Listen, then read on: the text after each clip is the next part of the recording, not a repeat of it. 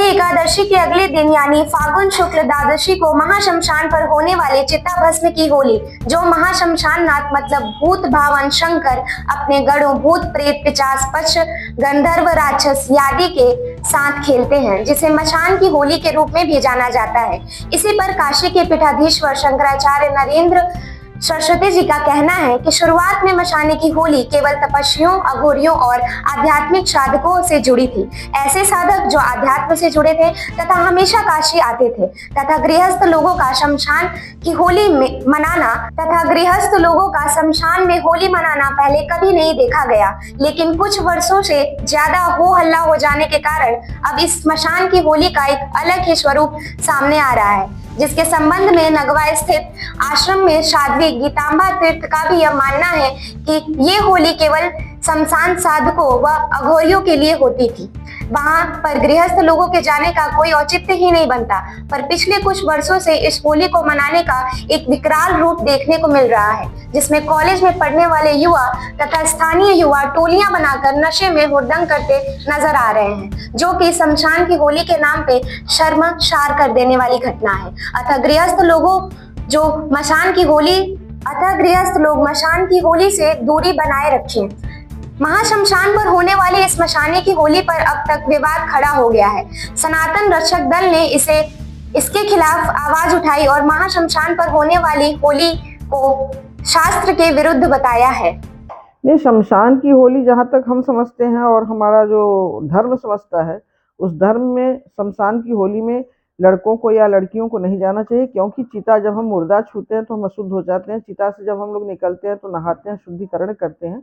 तो चिता की होली गृहस्थों को खेलने का कोई अधिकार नहीं, चाहे बच्चे हो चाहे बूढ़े हो, उनको खेलने का अधिकार नहीं है। सन्यासियों में सिर्फ और सिर्फ नागा सन्यासी ही इस होली को खेल सकते हैं, क्योंकि उनका अपना एक धर्म है जो भगवान शिव के प्रति है, तो उनको होली खेलना चाहिए। इसमें विवाद करने की तो कोई ज़रूरत ही नहीं है। अब रह गई प्रसाद के लिए लोग भाग रहे हैं, भांग खा रहे हैं, धतूरा खा रहे हैं, दारू पी रहे हैं कि भगवान शिव ने ये सब नहीं किया था। उन्होंने जहर का पान किया था। जब हमारे यहाँ हलाहल विष को उन्होंने पिया था तो कालकूट विष को पीने के बाद जब उनके शरीर में गर्मी आई तो हमारे यहाँ शास्त्र कहता है कि विष को विष काटता है, इसलिए भगवान शिव ने भांग का उपयोग किया था। इसका मतलब ये थोड़ी है कि भगवान शिव के नाम से तुम भांग पियो, दारू पियो, शराब पियो, गांजा पियो, ऐसा नहीं है। हमारे शास्त्र में ये सब चीज़ें नहीं है। हाँ, भगवान शिव को चढ़ता है। वो हलाहल विष का पान किए थे, जब समुद्र मंथन हुआ था, कालकूट विष निकला था जिसका उन्होंने पान किया था, उसके लिए उनको एक तरह से कहा जाए कि भांग चढ़ना जरूरी था और चढ़ता भी है। लेकिन अब लोग पी पी करके उसका फायदा उठा रहे हैं, तो गलत कर रहे हैं।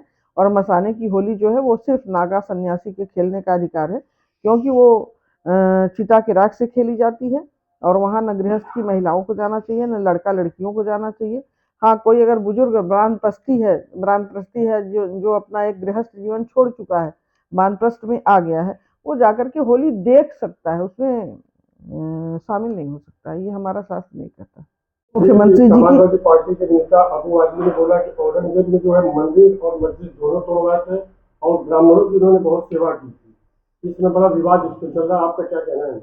अब ब्राह्मणों में उन्हीं के परिवार में कोई ब्राह्मण रहा होगा, उसकी सेवा की होंगे, बाकी ब्राह्मणों की तो उन्होंने सेवा की नहीं थी। हाँ, उनका शासन बहुत अच्छा था तो उनके लिए रहा होगा, क्योंकि अपने बाप को औरंगजेब ने कैद किया था, अपने भाई दारा सिकोह को औरंगजेब ने इसी काशी में मरवाया था। तो हम जहाँ तक समझते हैं कि अपने भाइयों को मरवा दिया, अपने बाप को कैद कर लिया, तो कैसा शासक था जो अपने परिवार को ही नहीं संभाल पाए? वो भारत को क्या संभालेगा? वो शासक थोड़ी था, वो तो आतंकवादी था। और आकर के जितना आतंक उसको फैलाना था फैलाया था। हमारे मंदिरों में आज भी मूर्तियां रो रही हैं, आज भी हम जनता जनार्दन रो रहे हैं, सनातन धर्मी रो रहे हैं, औरंगजेब की वजह से रो रहे हैं, क्योंकि हमारे मंदिरों को, जो हमारी तीर्थ स्थलियां हैं, उसको उसने कब्जा करके, हमारे मंदिरों को कब्जा करके उसने जिस ढंग से हमारे सनातन धर्म के साथ मजाक किया है, ये माफ करने का लायक है क्या? कभी नहीं माफ किया जा सकता है। और जो ये कह रहा है कि वो बहुत अच्छा शासक था, तो उनके घर का शासक रहा होगा, उनके घर में कोई पंडित रहे होंगे, उसकी उसने सेवा की होगी, बाकी तो किसी पंडित की सेवा नहीं की है, कहीं ऐसा कुछ नहीं आया है। काशी है, अब काशी ज्ञान की नगरी, ज्ञान खान अगहान कर जहाँ बस शंभु भवान, भगवान शिव की नगरी है।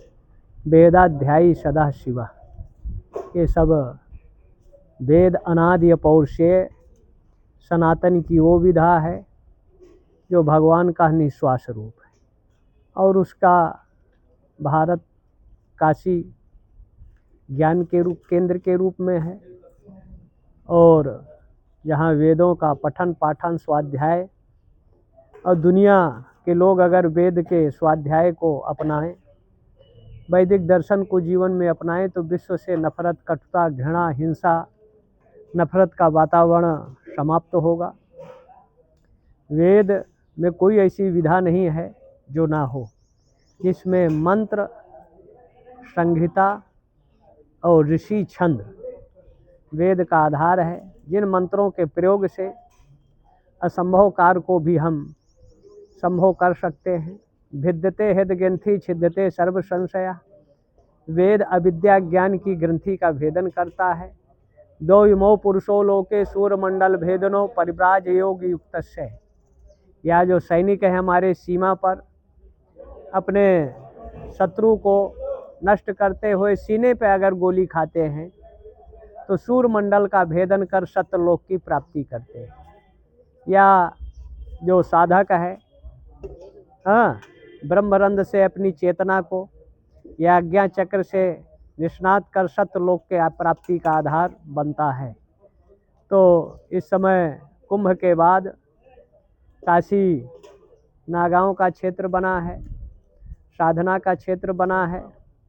सनातन वैभव, परम वैभव को प्राप्त हो, वेदों की ऋचाएँ भारत के गांव-गांव में गुंजायमान होती रहे। वेद अगर रहेंगे तो दुनिया में शांति, सद्भाव, एकता का वातावरण निर्मित होता रहेगा।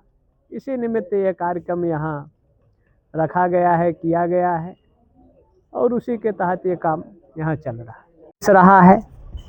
हाँ, या ये दधीच ऋषि का देश रहा है, सप्तऋषियों का देश रहा है, तो सनातन का ये केंद्र रहा है।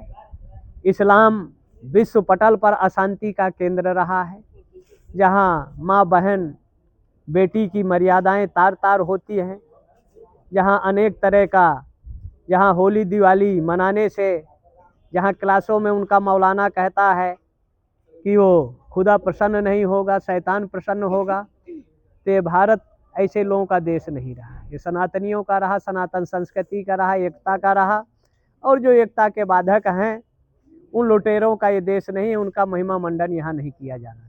महाराज जी, इस समय एक शमशान की होली को लेकर के विवाद छिड़ा हुआ है। क्या शमशान की होली सामान्य लोगों को खेलने लायक है? गुरु जी, क्या है इसमें? देखो, गृहस्थ का जब कोई व्यक्ति समाप्त होता है तो उनको लेकर वो चिता में अंतिम संस्कार करते हैं। तो गृहस्थ तो होली श्मशान पर कभी नहीं खेल सकता। या जो श्मशान में शादी की बात करते हैं वो भी सनातन हिंदू कल्चर संस्कृति नहीं है। और श्मशान में होली चिता का, जहाँ होली का प्रश्न है, ये छज्जू राम या यहाँ के संगीतकारों ने ये भजन बना के गाया।